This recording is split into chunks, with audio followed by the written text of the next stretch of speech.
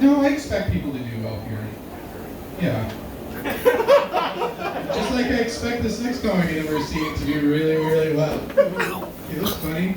Not like spiritually he looks funny. Yes, please welcome the funny Heath Richardson.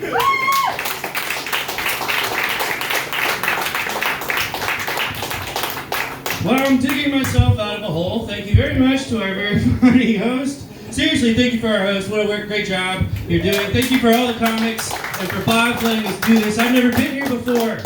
So thank you. Everybody's been so funny so far. A couple things. Jesus was Jewish, and the only thing that changes is that painting of the Last Supper. He wasn't like this. He was like this. And I think that's an important distinction to make. Also, I don't think the other comic looked at all like a dirty Q-tip. I thought you looked like a very cleaned up M&M. I feel like that's worth saying as well. And then the other guy with the dangerous dogs, those terrorists are out to get us, and I feel like you can have that as well. You're welcome. Thank you so much. Okay, I just want to say what a beautiful crowd you guys are. Seriously, this is just a lot easier for me with the light in my face. I am new to Tacoma, but that did not stop someone from a couple of weeks ago saying that I looked like a Muppet. Not even a specific one, just in general. And nobody wants to hear that. Nobody wants to hear that. It doesn't feel good. But in my defense, the DJ had just said, now put your hands in the air and wave them like you just don't care. So I said, woo!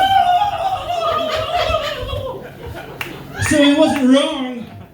You just gotta put it in context, you know?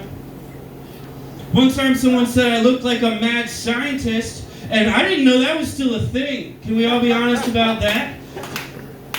Apparently, you can major in that in college. But honestly, I did overreact, and I'm more upset with myself, because what I did was I missed an opportunity to yell at a stranger something I've always wanted to do, which is, hey, you don't know me. That's the dream. And what I actually said was something closer to like hey, can you even be a mad scientist if you dropped out of college twice? And your high school diploma's from South Carolina, so you basically have to be a fancy waiter for 14 years just to file for unemployment in the middle of a pandemic. And now we're packing it up and moving across the country just so that marijuana's not against the law anymore. And now Jesus can tell my family I'm finally good enough to get into heaven, all just so I can see my dog again? You idiot!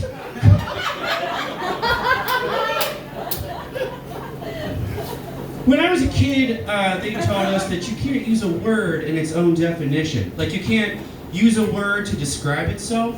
And that is confusing, because every day in school my juice box says juicy juice. But it did stick eventually, and I wish that it hadn't, because now as an adult, people ask me questions that I don't know how to answer. The other day this lady says, is this some kind of a fishy fish? And that means one of two things, okay? Either you meant to say, excuse me, good sir, are you suspicious of this fish? And obviously no, but you can't say that. There's not a way to say that that doesn't make you sound like a terrible person. I want to say, well, no, this is a local grouper. It is a mild white fish. I assume it went to school nearby. I've never once thought to suspect it of anything. You know, that's terrible. You can't say that to a person's face.